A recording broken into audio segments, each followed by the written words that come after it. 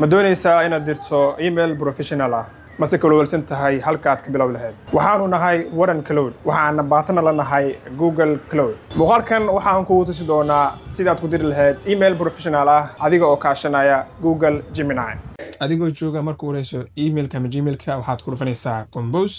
markaad timaad halkan oo ah markii aad meesha aad ka diri lahayd emailkaaga waxaad ku dhufanaysaa pen iconkaas oo ah help me write halkan waxa qor kartaa waxa aad rabtid emailkaaga wuxuu ku saabsan yahay tusaale ahaan aniga waxa qorayaa help me write an email to my manager for 10 days leave from the work kadib waxaad ku dhufanaysaa barankaas ay ku qoran tahay create markaad create gareysid halkan waxa uu kugu tusayaa email diyaarsan oo aad ka beddelaysid kaliya